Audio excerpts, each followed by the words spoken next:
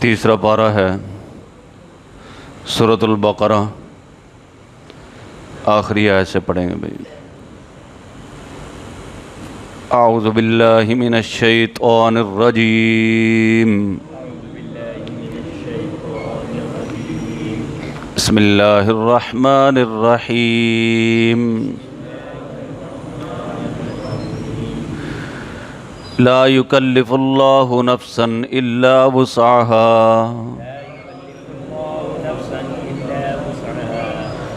لها ما كسبت وعليها ما اكتسبت ربنا لا تؤاخذنا إن نسينا أو أخطأنا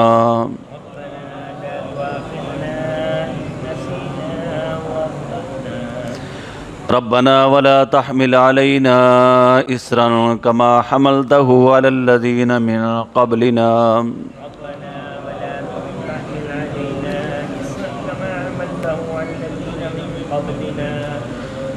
ربنا ولا تحملنا ما لا طاقة لنا به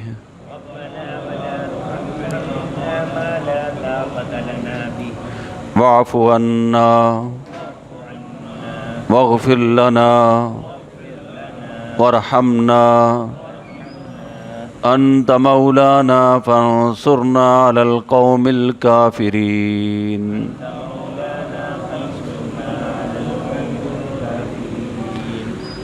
لا یکلف اللہ نفسا، اللہ تعالیٰ کسی کو تکلیف نہیں دیتے الا وسعها، مگر جس قدر اس کی گنجائش ہے، لہا ما کسبت، اس کو ملتا ہے جو اس نے کمایا، وعلیہا ما اکتسبت، اور اسی پر پڑتا ہے جو اس نے کیا۔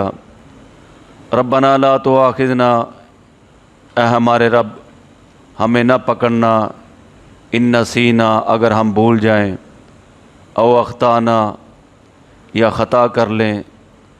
ربنا ولا تحمل علینا اسرا، اے ہمارے رب ہم پر بوجھ نہ ڈالنا، جیسا حملتہ علی الذین من قبلنا، رکھا تھا آپ نے ہم سے پہلے لوگوں پر۔ ربنا ولا تحملنا، اے ہمارے رب ہم پر بوجھ نہ ڈال، ما لا طاقت لنا بھی، جس کی ہم میں طاقت نہیں۔ واعف عنا، درگزر فرما دے، واغفر لنا، اور ہم کو بخش دے، وارحمنا، اور ہم پہ رحم فرما، انت مولانا، تو ہی ہمارا مددگار ہے، فانصرنا علی القوم الکافرین، تو ہماری مدد فرما کافروں پر۔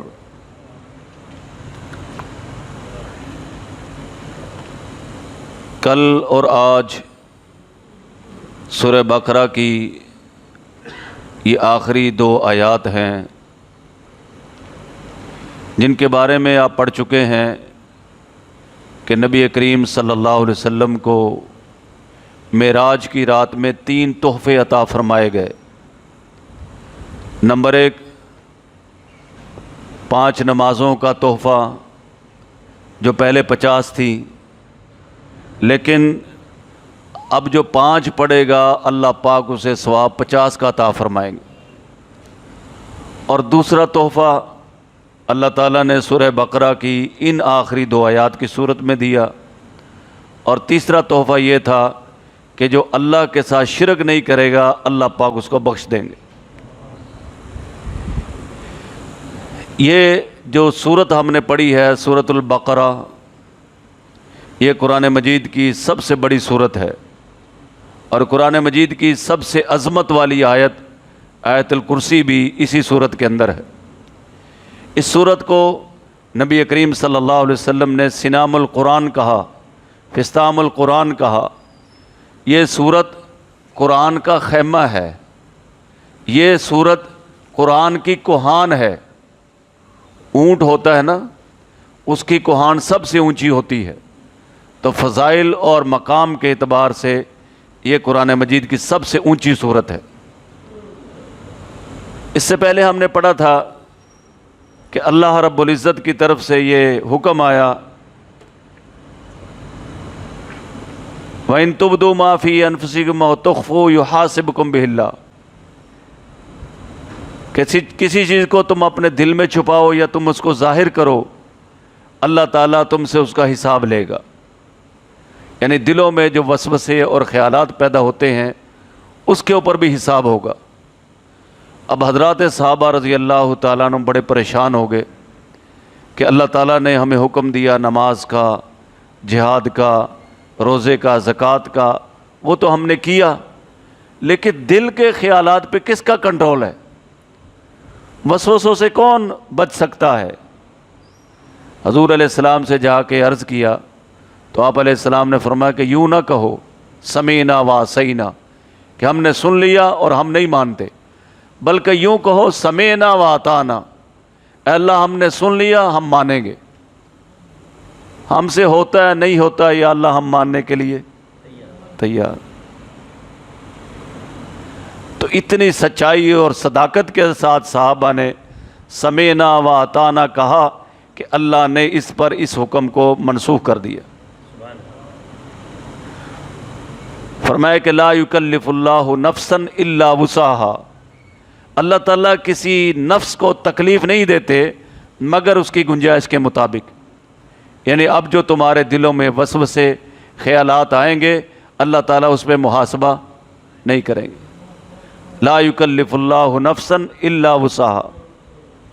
میں آپ کو بتا چکا ہوں کہ ایک فرشتہ ہمارے دائیں بیٹھا ہے، ایک بائیں بیٹھا ہے، اور یہ جو دائیں طرف والا فرشتہ ہے یہ امیر صاحب ہے، یہ اس کا ماتحت ہے، مامور ہے۔ انسان نیکی کا ارادہ بھی کرتا ہے تو یہ اس کو تو پوچھنے کی ضرورت نہیں ہے، یہ فوراً نیکی لکھ لیتا ہے، اور انسان گناہ کے ارادے پر تو گناہ بھی نہیں ہے، اللہ تعالیٰ سے بس دل میں گناہ ہے دل میں معافی مانگ لے، اللہ تعالیٰ معاف کرنے والے۔ لیکن اگر گناہ ہو بھی جاتا ہے تو یہ بائیں والا پوچھتا ہے امیر صاحب لکھ لوں گناہ؟ کہتے ہیں نہیں، ہو سکتا ہے کہ توبہ کر لے، ہو سکتا ہے کہ نیکی کر لے، کیونکہ نیکیاں جو ہے نا گناہوں کو مٹا دیتی ہیں۔ قرآن کے مطابق نیکیاں کرنا گناہوں کو مٹا دیتا ہے۔ چھوٹے موٹے گناہ وضو سے معاف ہو جاتے ہیں، نماز سے معاف ہو جاتے ہیں۔ ایک نماز کے بعد جو گناہ ہوتے ہیں صغیرہ، دوسری نماز جب پڑھ لی تو درمیان والے عرصے کا وہ کفارہ بن جاتا ہے۔ ایک جمعہ سے لے کر دوسرے جمعہ تک درمیان میں جو گناہ ہوتے ہیں، جب دوسرا جمعہ پڑھ لیا تو یہ درمیان کے گناہوں کا کفارہ بن جاتا ہے۔ تو فرمایا کہ لا یکلف اللہ نفسا الا وسعها، اللہ تعالیٰ کسی کو تکلیف نہیں دیتے مگر اس کی گنجائش کے مطابق۔ لہا ما کسبت وعلیہا ما اکتسبت، اس کے لیے ہے جو اس نے کیا۔ یہ عجیب قرآن مجید کی آیت کا یہ ٹکڑا ہے، لہا ما کسبت وعلیہا ما اکتسبت۔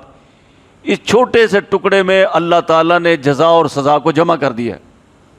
لہا ما کسبت، اس کے لیے ہے جو اس نے خیر اور بلائی اور نیکی کی ہے، یہ اس کے کام آئے گی۔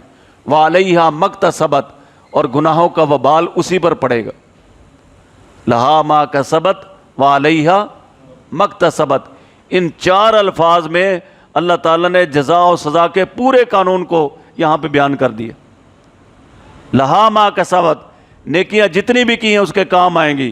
وعلیہا ما اکتسبت، گناہ جتنے بھی کیے ہیں اس کا وبال اسی پہ پڑے گا، اس کا وبال کو دوسرا نہیں اٹھائے گا۔ ولا تزر وازرۃ وزر اخری، کوئی دوسرے کا بوجھ نہیں اٹھائے گا، اس کے گناہوں کا وبال اسی پہ پڑے گا۔ ربنا لا تؤاخذنا ان نسینا او اخطانا، اے ہمارے رب تو ہمیں نہ پکڑنا اگر ہم بھول جائیں، او اخطانا، یا ہم سے کوئی خطا ہو جائے۔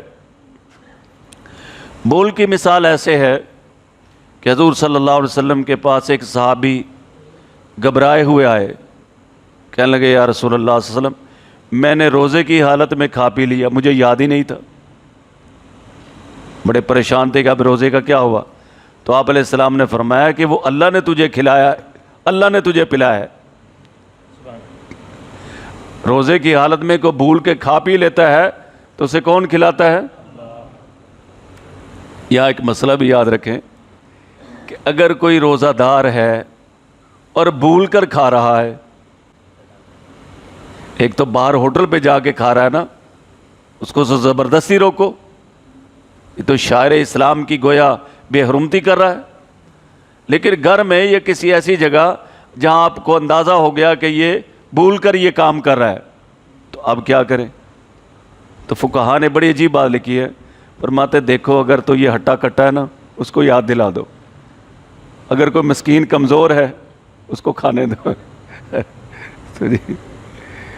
تو بہرحال بھول کر جو کھا لیتا ہے اس سے روزے پہ کوئی فرق نہیں پڑتا، روزہ نہیں ٹوٹتا۔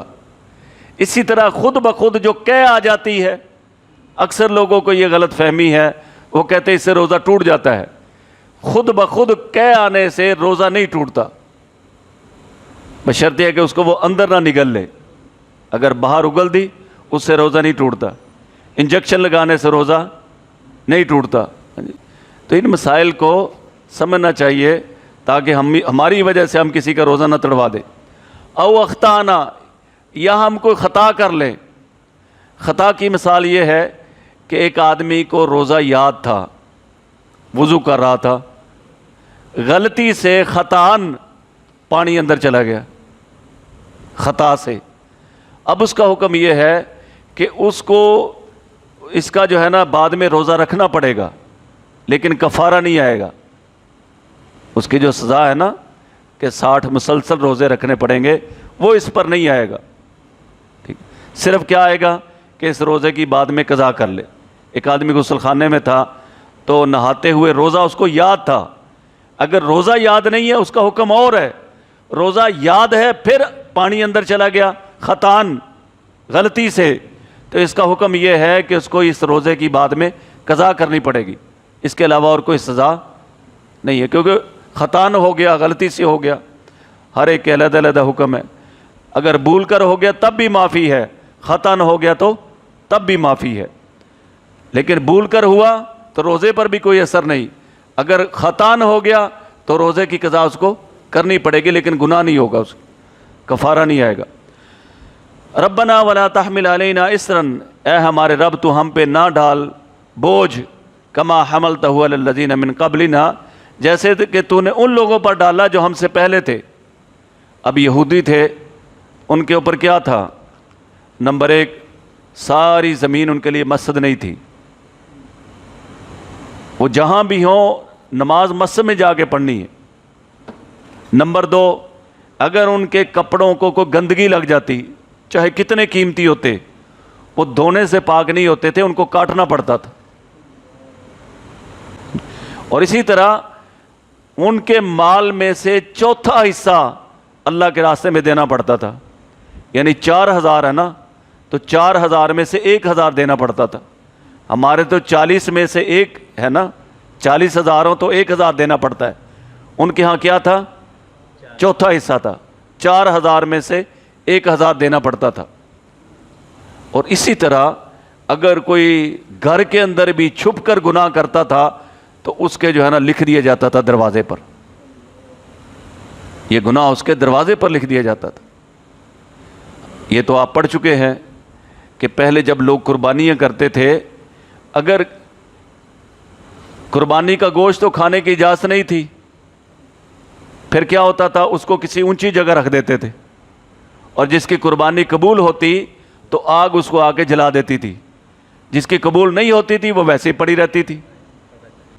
تو اللہ پاک نے اس امت پہ رحمت فرما دی کہ ہم پہ اتنا بوجھ ہی نہیں ڈالا۔ اب کپڑے پہ گندگی لگ جائے، دھونے سے کپڑا پاک ہو جاتا ہے، اور مال کا ہمیں 40واں حصہ دینا پڑتا ہے، چوتھا حصہ نہیں دینا پڑتا۔ اور تمام زمین کو اللہ تعالیٰ نے ہمارے لیے مسجد بنا دی ہے، اور اسی طرح آسانیاں فرما دی کہ اگر کھڑے ہو کے نماز نہیں پڑھ سکتا بیٹھ کے پڑھ لے، بیٹھ کے نہیں پڑھ سکتا تو لیٹ کر اشارے سے پڑھ لے، اگر وضو نہیں کر سکتا تو کیا کر لے؟ تیمم کر کے نماز پڑھ لے۔ کتنی سہولتیں اللہ نے اس امت کے لیے فرما دی۔ اور اسی طرح اللہ پاک نے ہمیں قربانی کا گوشت کھانے کی بھی اجازت دے دی، اور مال غنیمت کے استعمال کرنے کی بھی اجازت دے دی۔ مال غنیمت، حاجی احسان صاحب یہ کہاں ملتا ہے پتہ آپ کو؟ یہ میدان جہاد میں جانا پڑتا ہے۔ جائیں گے انشاءاللہ. کل تقریباً 4 ارب روپیہ پاکستانی اسپین بولدک سے طالبان کو ملا ہے. اللہ تعالیٰ ان کو فتوحات نصیب فرمائے. ان کا اللہ کے سوا کوئی بھی نہیں ہے، تو ہم ان کے لیے بھی دعا نہیں کریں گے تو کس کے لیے کریں گے؟ غداروں کے ساتھ، امریکیوں کے ساتھ ساری دنیا ہے، اور طالبان کے ساتھ سوائے اللہ کے سوا کسی کی بھی طاقت نہیں. ملا عمر رحمۃ اللہ علیہ، اللہ پاک ان کی قبر کو نور سے بھر دے. اور ساری دنیا نے ان کو ڈرایا کہ دیکھو یہاں امریکہ آئے گا، 50 ملک تم پہ حملہ کریں گے، تمہیں تہس نہس کر کے رکھ دیں گے، اتنی بڑی طاقتیں ہیں، دنیا تو امریکہ کا مقابلہ نہیں کر سکتی، تو اس کے ساتھ تو 50 ملک حملہ کرنے آ رہے ہیں. تو ملا عمر نے عجیب جواب دیا، فرمایا کیا ان کی طاقت اللہ کی طاقت سے زیادہ ہے؟ کیا ان کی طاقت اللہ کی طاقت سے زیادہ ہے؟ اور آج اللہ نے دکھا دیا اللہ ہی کی طاقت سب سے بڑی ہے. واللہ غالب علی امرہ، اللہ ہی کا امر ہو کے رہتا ہے جو اللہ چاہتے ہیں. آج امریکہ بھی پاکستان کا احسان مند ہے. کس بات پہ؟ اس بات پہ وہ احسان مند ہے کہ پاکستان نے مہربانی کی کہ طالبان کو ہمارے ساتھ ٹیبل پہ بٹھایا مذاکرات کرنے کے لیے. آپ کو بات سمجھ آ رہی؟ اس سے بڑی ضلالت کیا ہوگی؟ اس سے بڑی شکست کیا ہوگی؟ اب امریکہ کہہ رہا ہے نا کہ پاکستان نے ہم پر بڑا احسان کیا. کیا احسان کیا پتہ آپ کو؟ کہ پاکستان نے یہ احسان کیا کہ طالبان تو ہماری بات سننے کے لیے تیار نہیں تھے، انہوں نے ٹیبل ٹاک کے لیے اس کو ہمارے ساتھ میز پہ بٹھایا بس. یہ اللہ پاک نے اس زمانے کے فرعون کا جو ہے نا سر رگڑ دیا، کچل دیا الحمدللہ اللہ کے فضل سے. یہ جو فتح ہے طالبان کی، یہ اہل اسلام کی فتح ہے، اہل ایمان کی فتح ہے، یہ دینداروں کی فتح ہے. بیچاروں کے پاس کچھ بھی نہیں تھا. اور آپ یقین کریں کل مجھے ایک آدمی نے بات سنائی نا تو میرا بہت دل دکھی ہوا. وہ ان کے حالات سے بہت زیادہ واقف ہے. کہنے لگا شاید ہی کوئی گھر ہو افغانستان کے علاقوں میں، شاید ہی کوئی گھر ہو جہاں پہ کوئی یتیم نہ ہو، جہاں کسی شہید کی بیوہ نہ ہو. ایسی قربانیاں لگی ہیں، ایسے فتح تھوڑی ہو گئی. 20 سال کون سا ظلم ہے جو امریکہ اور اس کے حمیتیوں نے افغانوں پر نہیں کیا. اور یقین کرے کل ایک آدمی جو بتانے لگا، کہنے لگا قاری صاحب بمشکل کسی کے پاس روٹی ہے نا تو وہ پانی کے ساتھ بھگو کے کھا لیتے ہیں، سالن تو بڑی دور کی بات ہے. ایسی ایسی قربانیاں دی ان لوگوں نے. اللہ کرے کوئی ایسا راستہ بن جائے کہ ہم لوگ چلو کچھ بھی نہیں تو ان کی مالی مدد تو کر سکیں. یقین کریں مجھے دل ہی جو ہے نا دکھ ہوا رات کا، نا میں آپ کو بتا نہیں سکتا کہ وہ شہداء کی سرزمین پر ان ہماری بچیوں نے، ماؤں نے، بہنوں نے، بیٹوں نے اپنے سہاگ لٹا دیے، اپنی جو ہے وہ بچوں کو، اپنے جو ہے نا باپ کو، اپنے جو ہے بیٹوں کو اللہ کے راستے میں قربان کر دی، اور امت مسلمہ کی عزت رکھ لی. اس امت مسلمہ کی اللہ نے، وہ تو قربان ہو گئے. کوئی 1-2 لاکھ بندہ ذبح نہیں ہوا افغانستان میں، لاکھوں ذبح ہوئے ہیں.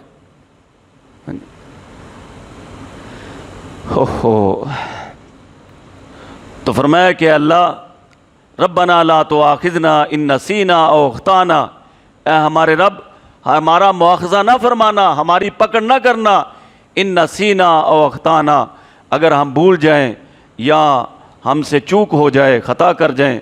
ربنا ولا تحمل علینا اسرا، اے ہمارے رب ہم پر بوجھ نہ رکھنا، کما حملتہ علی الذین من قبلنا، جیسے کہ تو نے بوجھ رکھا تھا ان لوگوں پر جو ہم سے پہلے تھے. ربنا ولا تحملنا، اے ہمارے رب تو ہم پہ وہ بوجھ نہ ڈالنا، ما لا طاقت لنا بھی، جس کی ہم پہ طاقت نہیں ہے. واعف عنا، اے اللہ ہمیں معاف فرما دے. واغفر لنا، اے اللہ ہمیں بخش دے. وارحمنا، اے اللہ ہم پہ رحم فرما. انت مولانا، تو ہی ہمارا مولا ہے، تو ہی ہمارا مدد کرنے والا ہے. فانصرنا علی القوم الکافرین، تو ہماری مدد فرما کافروں پر. ان 2 آیات کی فضیلت کے بارے میں سن لیں. جناب رسول اللہ صلی اللہ علیہ وسلم نے ارشاد فرمایا، جس شخص نے رات کو یہ 2 آیتیں پڑھ لی اس کے لیے کافی ہو جائے گا. جس شخص نے رات کو یہ 2 آیتیں پڑھ لی تو یہ اس کے لیے کافی ہیں۔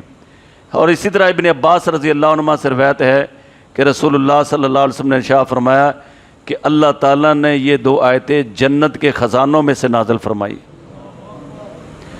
جس کو تمام مخلوق کی پیدائش سے 2000 سال پہلے اللہ تعالیٰ نے اپنے ہاتھ سے لکھ دیا تھا۔ جو شخص ان 2 آیات کو عشاء کی نماز کے بعد پڑھ لے تو وہ اس کے لیے قیام اللیل یعنی تہجد کے قائم مقام ہو جاتی۔ سورہ بقرہ کی آخری 2 آیتیں رات کو پڑھنا عشاء کے بعد اس کو اتنا ثواب ملتا ہے جس طرح تہجد پڑھنے کا ثواب ملتا ہے۔ اور اسی طرح ایک روایت میں ہے کہ رسول اللہ صلی اللہ علیہ وسلم نے ارشاد فرمایا کہ اللہ تعالیٰ نے سورہ بقرہ کو ان 2 آیتوں پہ ختم فرمایا ہے، جو مجھے اس خزانہ خاص سے اللہ نے 2 آیتیں یہ عطا فرمائی ہیں جو عرش کے نیچے، عرش کے نیچے جو اللہ کا خزانہ ہے وہاں سے اللہ نے یہ 2 آیتیں حضور علیہ السلام کو عطا فرمائی ہیں۔ اس لیے تم خاص طور پر ان آیتوں کو سیکھو اور اپنی عورتوں اور بچوں کو سکھاؤ۔ اسی لیے حضرت فاروق اعظم رضی اللہ عنہ نے اور حضرت علی المرتضیٰ نے فرمایا کہ ہمارا خیال یہ ہے کہ کوئی آدمی جس کو کچھ بھی عقل ہو وہ سورہ بقرہ کی ان 2 آیتوں کو پڑھے بغیر نہیں سوئے گا۔ حضرت عمر اور حضرت علی المرتضیٰ فرماتے ہیں کہ اتنی مبارک اور شان والی یہ آیات ہیں کہ ہمارا خیال یہ ہے کہ جس بندے کے اندر یعنی اہل ایمان کو جس کے اندر عقل اور سمجھ ہے ان 2 آیتوں کے پڑھے بغیر وہ نہیں سوئے گا۔ اللہ تعالی ہمیں پڑھنے کی عمل کی توفیق نصیب فرمائے۔